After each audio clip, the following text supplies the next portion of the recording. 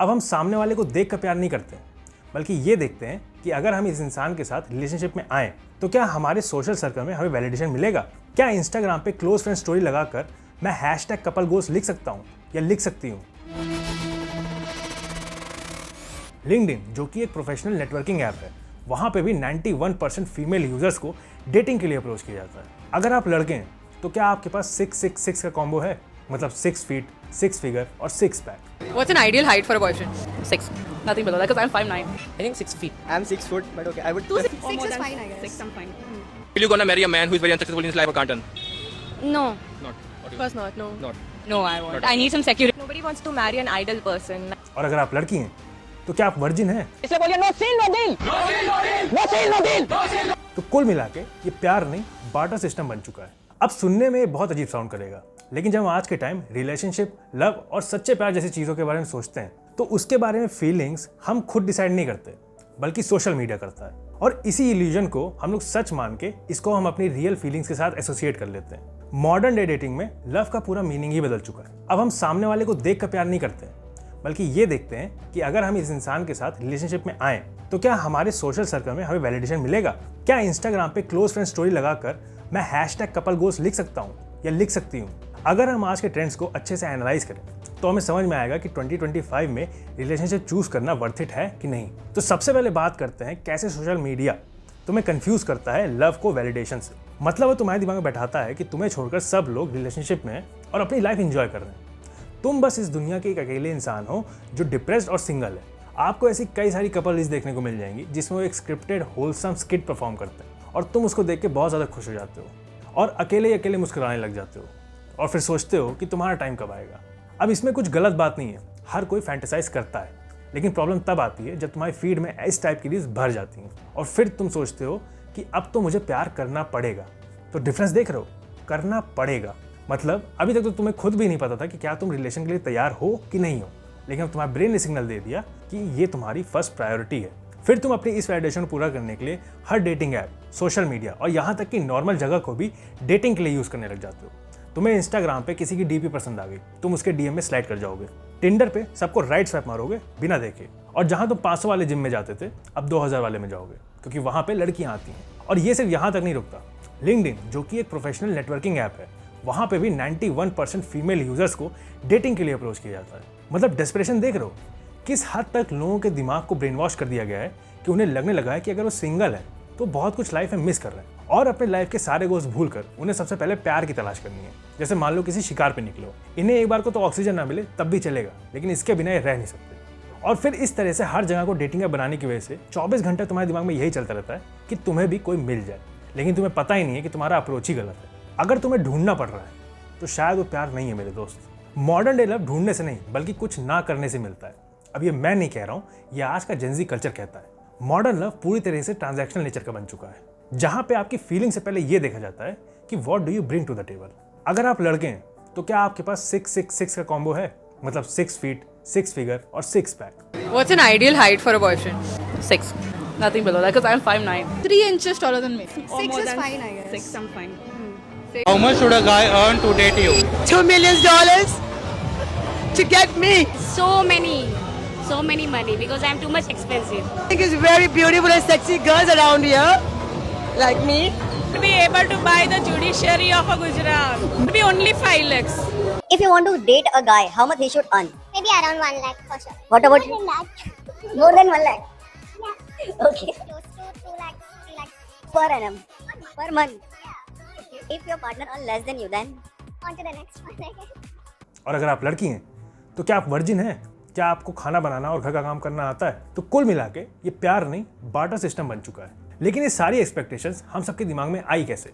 तो इसका पूरा रीजन है इंस्टाग्राम ट्रेंड्स और रेड पिल कंटेंट, जहां पे ऐसे कई सारे कंटेंट्स हमें देखने को मिल जाएंगे जिसमें लड़कियों की expectations out of the world है। will you take alimony? Yeah, you know, obviously. Okay, so will you be okay if your husband takes dowry? No, Yeah, why not?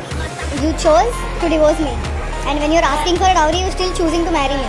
तो दोनों में चॉइस है, बट अगर तुझे मुझे मेंटेन करना पड़ रहा है तो ये तेरा गलती, तूने मेरे को छोड़ा है। वहीं दूसरी तरफ लड़कों ने भी अलग एक्सपेक्टेशंस का ट्रेंड बना दिया है और इसका सबसे बड़ा एग्जांपल है नो सील नो डील। अब एक्सपेक्टेशंस रखना गलत बात नहीं है, बल्कि अच्छी बात है, कि आप खुद की बहुत ज़्यादा रिस्पेक्ट करते हैं, इसलिए आपके स्टैंडर्ड्स भी हाई हैं। लेकिन प्रॉब्लम तब आती है जब आप अपने स्टैंडर्ड्स को ही मैच नहीं कर पाते। आपको अमीर पार्टनर चाहिए लेकिन आप खुद नल्ले हैं और आपको हार्डवर्क भी नहीं करना। और इसी वजह से जब कोई लड़का या लड़की इंटरनेट पे आके अपनी एक्सपेक्टेशंस बताते हैं तो उनके कमेंट में जेंडर वॉर छिड़ जाती है। और ये जेंडर वॉर भी बहुत बड़ा रीज़न है आज की डेटिंग प्रॉब्लम्स के लिए। Do women need men? No, world is a better place without men. No. We're good enough. We're really good enough. We're in fact sorted better, I think, without men. We are very lucky to, witness girls earning on their own. So need to definitely nahi hai. Do men need women? Yeah.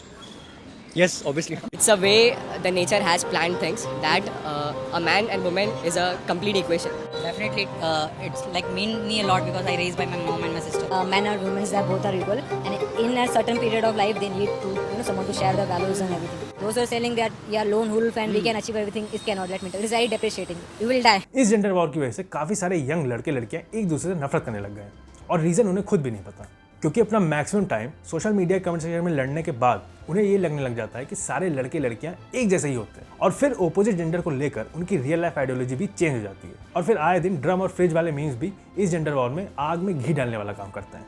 और ये सिर्फ gender war तक नहीं रुकता, इन्होंने love, relationship, feelings, इन सब का पूरा गेम ही बदल दिया है। अब आपको रिलेशनशिप में आने से पहले गेम्स खेलने पड़ेंगे और इस गेम के रूल्स काफ़ी ज़्यादा कॉम्प्लिकेटेड है जो आम लड़के और लड़कियों को समझ में भी नहीं आते। इसमें विनर और लूजर इस बेसिस पे डिसाइड होता है कि कौन किसको कितना अटेंशन दे रहा है। जो ज़्यादा अटेंशन देगा वो लूजर कहलाएगा और जो कम अटेंशन देगा वो विनर। और इससे बचने के लिए इन्होंने एक नया टर्म भी इन्वेंट किया है, ब्रेड क्रम्बिंग, जिसका मतलब है तुम सामने वाले को उतनी ही अटेंशन दोगे जितने में वो तुम्हारे ज़्यादा करीब भी ना आ सके और तुम्हें छोड़ के भी ना जा सके। ये एक मैनिपुलेटिव टेक्निक है जो आज के मॉडर्न लव में बहुत ज़्यादा कॉमन है, क्योंकि सामने वाले को तुम्हारा अटेंशन तो पसंद आ रहा है लेकिन तुम पसंद नहीं आ रहे, और वो सिर्फ उस अटेंशन को रखने के लिए इस टेक्निक को यूज़ करता है। और फिर वो तुम्हें एकदम से अटेंशन देकर घोष कर देंगे, तुम्हारे मैसेजेस, तुम्हारे कॉल्स, किसी का भी रिप्लाई नहीं मिलने वाला तुम्हें। और फिर काफ़ी टाइम बाद आकर वो तुम्हें कोई लेम सा एक्सक्यूज़ देंगे और फिर ये साइकिल हमेशा लूप में ही चलती रहेगी, जिससे तुम्हारी मेंटल हेल्थ तो पूरी बर्बाद हो ही जानी है और तुम फिर इसी डिल्यूजन में जीते रहोगे कि बदले में तुम्हें भी कुछ मिलेगा। और एक बार को तो मान भी लेते हैं कि तुम इन सारे गेम्स और ट्रायल्स में पास भी हो जाते हो और एक रिलेशनशिप में आ भी जाते हो, तो फिर क्या सब सही हो जाएगा?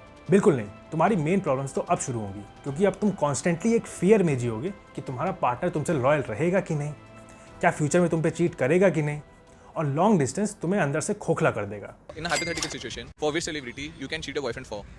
Zayn Malik. Ranveer Singh, Salman Khan, In his heydays, Salman Khan. Ranveer Singh, Aditya Roy Kapoor. Okay. हम दोनों सेम जने भी चीट करेंगे। In a hypothetical situation, for which celebrity you will cheat your girlfriend for? I wouldn't cheat first of all. No one. No one. Like any celebrity Boring or answer, but yeah. No, I won't cheat my girlfriend for a celebrity. I'll not cheat. No. Okay.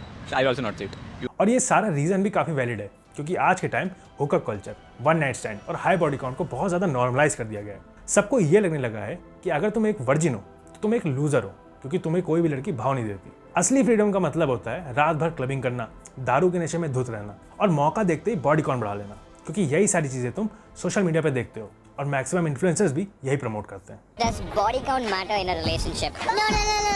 No fucking way, not at all. Compared to my needs, okay. So what should be your partner's ideal body count? I don't know, maybe like 10 or 15. 12 to 15, yeah, exactly. और अगर कोई अपनी मर्जी से virgin रहना भी चाहे तो उसके फ्रेंड्स ही उसको फोर्स करते हैं कि अब तुम एक एडल्ट बन चुके हो, और वर्जिनिटी लूज करने का मतलब है बैज ऑफ एडल्टहुड।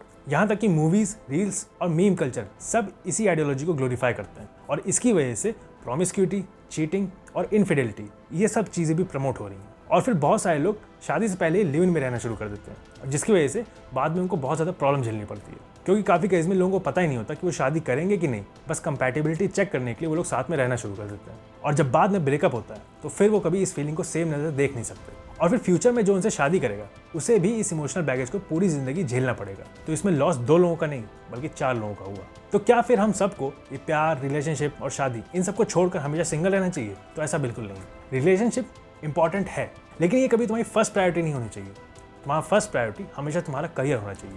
आप सब ने अपने मम्मी पापा के मुंह से हमेशा सुना होगा कि बेटा पढ़ाई कर ले, कुछ बड़ा काम कर ले और जल्दी पैसे कमा, शादी तो आराम से हो ही जाएगी। लेकिन इसके ऊपर कभी हमने ध्यान से गौर नहीं किया कि आखिर वो ऐसा बोलते क्यों है, क्योंकि हमारी सोसाइटी में शादी भी उन्हीं की होती है जिनके पास पैसा होता है, और सिर्फ प्यार से घर नहीं चल सकता। इस बात को हमारे माँ बाप से अच्छा कोई नहीं जानता, और यही रीज़न है कि अगर तुम लाइफ में स्टेबल नहीं हो तो कोई भी तुम्हारे साथ रहना पसंद नहीं करेगा, और इस चीज़ से चिढ़कर तुम्हें लड़कियों को गोल्ड डिगर बोलने की भी जरूरत नहीं है। एट लास्ट में अगर देखा जाए तो प्यार भी अचीवमेंट्स देख कर ही होता है। कोई भी इंसान किसी लूजर के साथ अपनी लाइफ बिताना पसंद नहीं करता, और ये स्टेटमेंट लड़कों पे ज़्यादा मैटर करता है, क्योंकि एक स्टडी के अकॉर्डिंग जहाँ हाईली सक्सेसफुल मैन के लिए काफ़ी आसान होता है डेटिंग करना, वहीं दूसरी तरफ एक सक्सेसफुल वुमेन काफ़ी स्ट्रगल करती है डेटिंग पूल में। अब इसके पीछे का रीज़न काफ़ी सिंपल है, man date below and women date higher.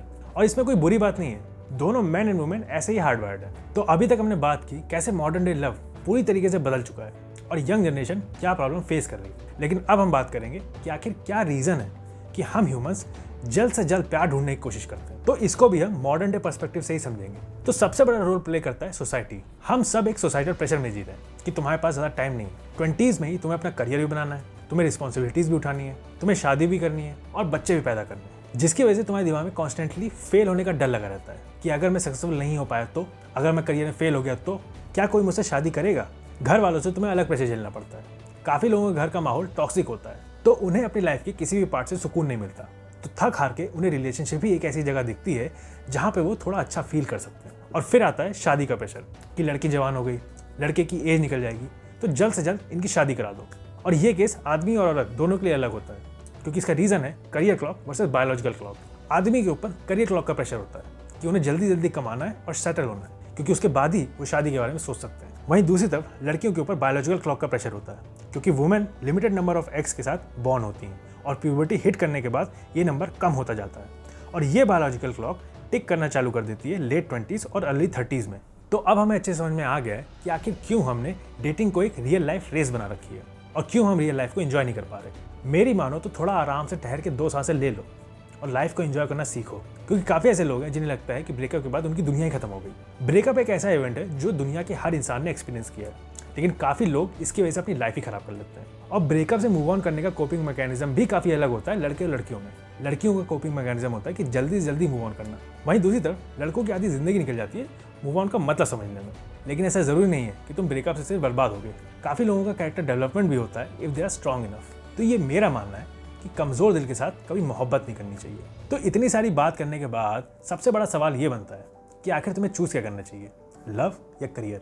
तो ये काफ़ी सब्जेक्टिव मैटर है। मेरा काम था तुम तक रियलिटी को पहुंचाना, उसके बाद ये लाइफ डिसीजन तुम्हें खुद लेना पड़ेगा। अब तुम्हारी लाइफ का सबसे बड़ा डिसीजन तुम किसी रैंडम आदमी से तो नहीं ले सकते जो तुमको सिर्फ एक वीडियो में दिख रहा है, क्योंकि ऐसा नहीं है कि जिन लोगों ने लव चूज़ किया है वो लाइफ में बहुत ज़्यादा रिग्रेट कर रहे हैं, क्योंकि ऐसे कई सारे लोग हैं जो लव और करियर को बैलेंस कर रहे हैं और वो लाइफ में बहुत ज़्यादा खुश है। लेकिन ऐसा होने के चांसेस काफ़ी कम है, ये तो मैं भी मानता हूँ। अगर तुम्हारा पार्टनर सपोर्टिव है तो तुम लाइफ में कुछ भी अचीव कर सकते हो, लेकिन अगर तुम्हारा पार्टनर हल्का सा भी टॉक्सिक है तो वो तुम्हारी पूरी लाइफ भी बर्बाद कर सकता है। तो अब जो मैं बोलने जा रहा हूँ ये मेरा पर्सनल ओपिनियन है, तो हो सकता है ये कुछ लोगों के लिए सही हो और कुछ लोगों के गलत हो, लेकिन मेरा मानना ये है कि you should never choose love too early in your life. अगर आप जिंदगी में प्यार सबसे पहले चूज करेंगे तो हो सकता है आपको लाइफ में काफ़ी ज़्यादा स्ट्रगल करना पड़े। तो अगर आपकी प्रायोरिटी लाइफ में प्यार है तो ना आपको प्यार मिलेगा ना पैसा। अब बहुत सारे लोगों का मानना है कि love has many different meanings, love has no limits, everything is fair in love and war. तो देखो ये सारे कोट्स और बातें सिर्फ मूवीज़ और नॉवेल्स में अच्छी लगती हैं, क्योंकि वहाँ पे तुम एक रियलिटी एस्केप कर रहे हो। हम कोई भी मूवी, गेम और फैंटेसी नॉवल क्यों देखते हैं? क्योंकि हमें एस्केप फ्रॉम रियलिटी चाहिए कि एटलीस्ट एक जगह तो हम अच्छा फील कर पाएँ। लेकिन अब मैं कोई मूवी एक्टर या राइटर तो बैठा नहीं हूँ जो तुमको रियलिटी से दूर लेकर जाऊँ। जो बात सच है वो सच है। जब हम रियल लाइफ एक्सपेक्ट की बात करते हैं तो वहाँ पे तुम्हारी अचीवमेंट ही सबसे ज़्यादा मैटर करती हैं। सिर्फ बॉलीवुड में प्यार अंधा होता है, रियल लाइफ में love is not blind. Love is very rational, very logical and it has all the senses you have. कोई भी लूजर के साथ लाइफ नहीं बिताता है। तो अगर तुम सोच रहे हो कि तुम्हें बिना मेहनत किए प्यार मिल जाएगा तो शायद तुम खुद से झूठ बोल रहे हो। तो ये पूरी वीडियो हमने एक बहुत ज़्यादा हार्ड ट्रूथ पे बनाई है जो कि कोई सुनना नहीं चाहता और ना कोई बोलना चाहता है, लेकिन अब यही सच है तो हमें बोलना पड़ा। तो अगर वीडियो अच्छी लगी हो तो ज़्यादा से ज़्यादा लाइक करो, शेयर करो और चैनल ज़रूर सब्सक्राइब करो। और जो इस वीडियो से एग्री नहीं कर रहे हैं तो हो सकता है उनको लाइफ में सच में कोई अच्छा प्यार मिल गया हो, ट्रू लव मिल गया हो, तो कांग्रेट्स टू दैट। और अगर तुम लोग भी कंफर्टेबल हो तो अपनी खुद की रियल लाइफ स्टोरीज कमेंट्स में शेयर कर सकते हो, जिससे बाकी लोगों को भी फायदा हो सकेगा। उन्हें भी समझ में आएगा कि उन्हें चुनना क्या चाहिए। तो इस तरीके से आपस में तुम लोग एक दूसरे की हेल्प कर सकते हो। और हेल्प से ज़्यादा है कि हमने एक कम्युनिटी बनाई हुई है, डिस्कॉर्ड सर्वर का लिंक नीचे मिल जाएगा। उस कम्युनिटी को ज्वाइन करके वहाँ पे भी तुम अपनी स्टोरीज शेयर कर सकते हो और बाकी लोग भी वहाँ पे तुम्हें काफ़ी ज़्यादा अप्रिशिएट करेंगे उस चीज़ के लिए। चलो फिर मिलते हैं अगली वीडियो में नए ट्विस्ट के साथ।